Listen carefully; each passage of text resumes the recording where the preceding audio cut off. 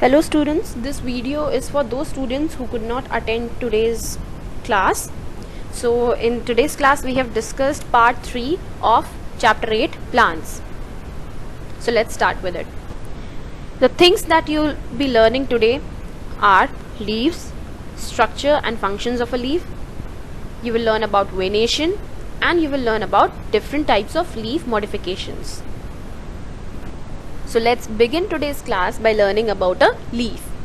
Leaf is a thin, flat and green part of a plant which is attached to the stem or branch at their nodes. About nodes we have already studied in our previous class. They are that part of the stem from where a new branch or a leaf grows. So from the nodes the leaf will grow. They are green in color due to the presence of chlorophyll. Chlorophyll is a green colored pigment which is responsible for carrying out photosynthesis. Green leaves makes their own food by the process of photosynthesis. And because of its making its own food, a leaf is called the kitchen of the plant. Learning about the structure of a leaf now. Leaves of different plants can have different shapes and sizes, but their structure is basically more or less the same. So the first part is lamina or leaf plate. This is the flat part of the leaf. Then these are the veins which are present in the form of thin lines on the leaf. So you can see them clearly when you turn the leaf upside down. Then the central vein. The central vein or the main vein is known as the midrib.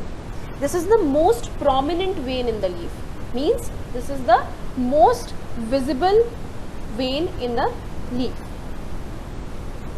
Then this part is known as the petiole or the stalk.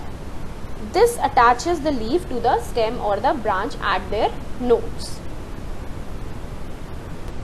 Coming on to the venations of a leaf. Now what is leaf venation? It is the arrangement of the veins on the leaf. So there are two types of leaf venations that can be seen in plants: reticulate venation and parallel venation. When we talk about reticulate venation, these are the net-like arrangement of veins on the leaves that you can see in these two pictures, and this is the most common type of venation. Examples of plants that have reticulate venation are hibiscus and rose. Then talking about parallel venation, this is the parallel arrangement of veins on the lamina. This can be seen in case of maize, wheat and banana plants. So here the lamina is going to be smooth and long. And when we talked about reticulate venation, there the lamina is generally broad in shape. Now discussing about the functions of a leaf, the three major functions of leaves are: plants prepare their own food inside leaf and they also store it in the leaf in the form of starch. So this is the equation, this is the chemical reaction of the formation of food. So plants require carbon dioxide and water in the presence of sunlight and chlorophyll to form their food and oxygen that is given out in the process of photosynthesis. So this reaction is the representation of the process of photosynthesis. Then the second function is plants breathe through stomata. Stomata are the small pores which are present on leaves for exchange of gases, and the gases that are exchanged by plants are carbon dioxide and oxygen. The last function is transpiration. Plants transpire through stomata. This is another important function. Now this is a process by which the plants, they get rid of excess water in them. And how do they get rid? They do so by changing water in the form of water vapor, and they lose that water vapor from the stomata. Again this is happening in the leaf.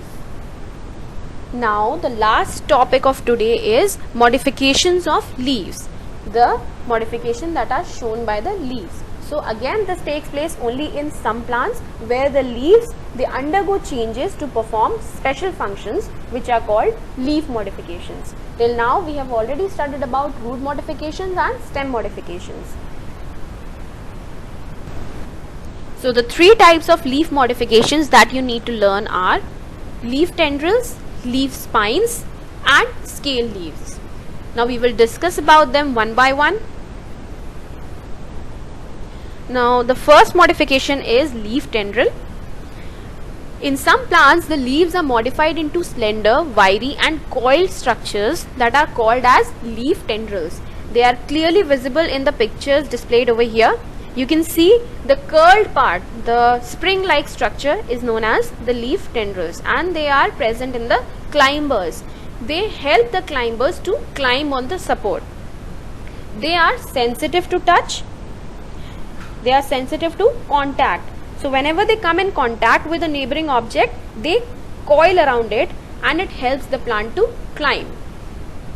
They support climbers to climb by coiling around the support, as is visible in the first picture. It is coiled around the support. Some examples of plant with leaf tendrils are pea, grapevine, cucumber, glory lily, etc. Now the second modification of leaf is leaf spines. In some plants, the leaves, they modify completely or partially into needle-like structures which are known as spines. So they are sharp pointed structures. The spines act as defensive structure. Defensive means it helps in the purpose of protection, and it protects the plant from the predators such as the herbivores, the plant eating animals. They also help in reduction of water loss due to transpiration. We have just studied few slides back that transpiration is the process of loss of water in the form of water vapor from the stomata that are present on the leaves. So this is also done to reduce the water loss. Some examples of plants with leaf spines are cactus, aloe vera, prickly pear and prickly poppy. All these four examples are displayed in the picture. The first picture is of a cactus, the second picture is the aloe vera, and you can see the leaves are modified partially into spines. The third picture is of prickly pear, which have fruits. You can see the dark pink or purple colored fruits that are developed on the cactus. These fruits are eaten. And the last picture is of prickly poppy. You can see the leaves. They are having some pointed structures at their ends, which gives them protection from the grazing animals.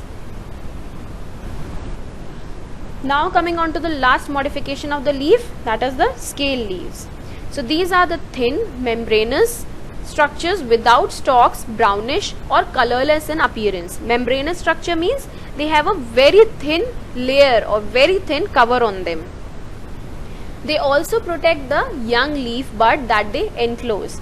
In the first picture, you can see there is a greenish stem which is starting its growth. So that is the innermost leaf bud, which is protected by the outer fleshy leaves. Examples of scale leaves are onion and garlic. So here they also store food and water for the growing leaf bud. So that's all for today's class. Along with this presentation, I will send some videos in which there will be demonstration of some of the modifications of leaves. Do watch it to understand it better. Thank you and have a nice day.